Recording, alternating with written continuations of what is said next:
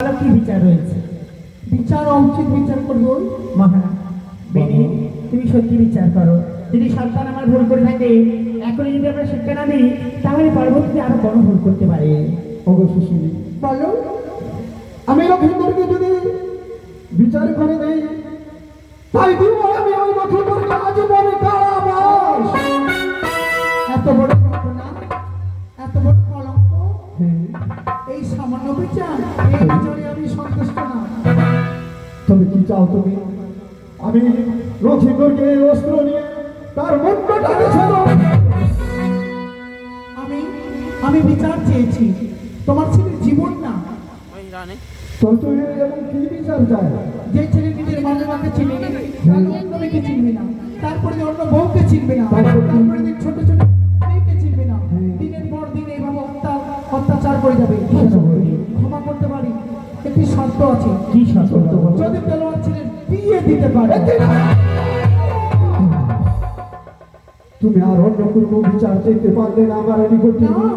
আমার প্রতিজ্ঞাটাকে কি তুমি ভেঙে চূর্ণ দেখো নামদাই দাদা, তুমি যখন আমার বিচার মানলে না, তাহলে মুছে গেলাম তোমার দুয়ারে চোখের জল। আর আমি বিচার চাইছি না। কাল সকালে ঢোল সারণ করে বলবো, ঢোল দিয়ে বলবো, চম্পান শিরোমণি চন্দ্রবতী চাঁদ সদাগর মহারানী সনকার একমাত্র পুত্র দুর্লভ লক্ষিত নিজের মামিমাকে অপহরণ করে দেয়। আমি হইলাম এই চক্রকেরই রাজা। যদি বেঁচে না থাকে আমার মান সম্মান, তো আমি এই রাজা হয়ে করব। যাও, আমি আমায় কথা দিলাম, দেওয়ার লক্ষ্মীন্দরের বিয়ে। শোনো নন্দিনী, ছেলেকে একদিন না একদিন বিয়ে দিতে হবে। আজ হোক কাল হোক, 1 বছর পর হোক। এই কলঙ্ককে ঘুচার জন্য একটু তাড়াতাড়ি বিয়ে দিলে। একটু আগে কি বললি যে আমি মা হতে পারি না, আমি ছেলে জন্ম দিতে পারি না, আমি বন্ধা নারী। শোনো দাদা, ভালো বলে তো তুই একজন মেয়ে, আমি একজন মেয়ে, তাই সত্যি। একটা মেয়ে হয়ে আরেকটা মেয়েকে কলঙ্ক করছে। এই ঘরের কথা ঘরে রাখতে এসেছি। স্বয়ং ভগবান যদি মেয়েদের গর্ভে সন্তান না দেয়, মেয়েরা কি নিজে হাতে গড়িয়ে সন্তান নেবে? এতে মেয়েদের কি দোষ বলো তো? সেই নারীকে বুঝে না। সোনাকা, তুমি বুঝতে পারো, প্রিয় বুঝতে পারো আমার মান সম্মানের কথা। বৌদি, যখন তোমার দাদা রেখেছে কথা, হ্যাঁ, অবশ্যই নেব, কিন্তু এই কথা কাউকে বলিও না। বেশ কথা দিলাম।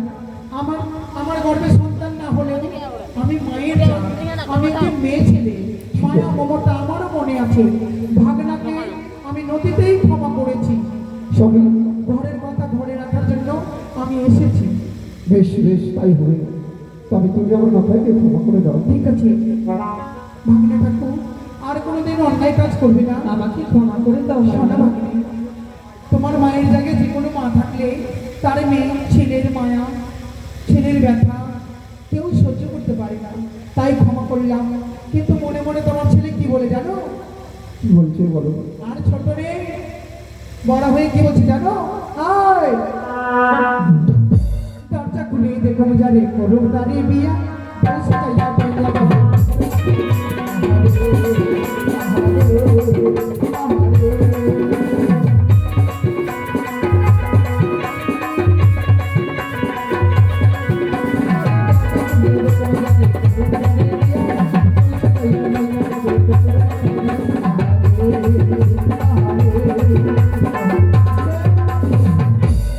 ক্ষমা করেছি মনে নিয়ে না যে সুশীলা সব ভুলে গেছে।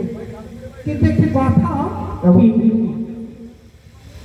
যার জন্য এই বিচার চেয়েছি, আমি অভিশাপ দিলাম তোমার ছেলেকে 7 দিনের মধ্যে মধ্যে যদি তোমার বিয়ে না দাও, এই সুশীলার অভিশাপ তোমার ছেলের মরা মুখ দেখবে। বেদে, আস্তে।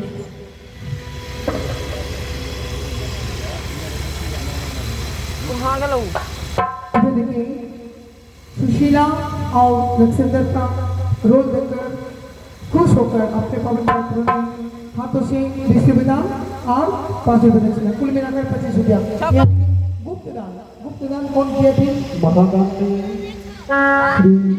राधा रानी अपने प्राण गोविंद श्री कृष्ण चरण पाने के लिए मनी दान यानी कि मुफ्त दान की उसी तरह माँ बिसरी उन भाइयों को मनी ईमानदार करे धन जन परिपूर्ण रहे प्रेम से बोले देवी सिर में যখন বৌদিকে কথা দিয়েছো আমার একটু কথা রাখো এক এক করে ছয় পুত্রকে বিয়ে দিয়েছে লেখাজোখা করিয়া তাই এই শতপুত্র বিয়ে দেবে তুমি পরীক্ষা করিয়া অস্ত্র করা লোহা নিয়ে যাও সঙ্গে করিয়া ঘটক মশাইকে দিয়ে যাও পাত্রীর সংবাদে যেখানে সুপাত্রী পাবে